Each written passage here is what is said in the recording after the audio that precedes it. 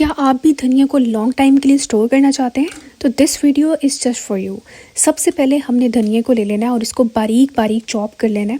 लेकिन एक चीज़ का ख्याल रखना है कि धनिया बिल्कुल ही ड्राई होना चाहिए, ज़रा सा भी इसके ऊपर पानी का क्या लेना, एक कतरा भी नहीं होना चाहिए, बिल्कुल ड्राई आपका धनिया होना चाहिए। और इसको हमने डंडियों के साथ ही काट लें क्योंकि सारी खुशबू तो सिर्फ डंडियों के अंदर ही होती है। अच्छा, उसके बाद हमने इसको जब सारा प्रॉपर अच्छे से चॉप कर लेना है।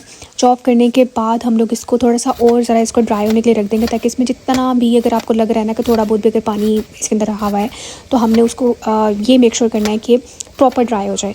देन इसको हम लोग एक ज़िप-लॉक बैग लेंगे। आप नॉर्मल शॉपर भी ले सकते हैं, लेकिन मेरे पास ज़िप-लॉक बैग्स पड़े हुए होते हैं तो मैं इसी के अंदर स्टोर कर लेती हूँ। तो सारा धनिया जो है वो हम लोगों ने इस ज़िप-लॉक बैग में बंद कर देना है और उसको फिर हम लोगों ने फ्रिज में स्टोर कर देना है। ये फ्रिज में हमने नीचे वाले खाने में स्टोर करना है और इसको हम 30 से ज़्यादा दिन के लिए भी स्टोर कर सकते हैं, लेकिन आप मिनिमम 30 डेज़ के लिए तो आराम से इसको स्टोर कर सकते हैं। मज़ीद kitchen at home tips and tricks के लिए और रेसिपीज़ के लिए हमारे चैनल को अभी सब्सक्राइब कर लें और इस वीडियो को लाइक कर दीजिएगा। Thank you so much for watching. अपना बहुत ख्याल रखिएगा। अल्लाह हाफ़िज़।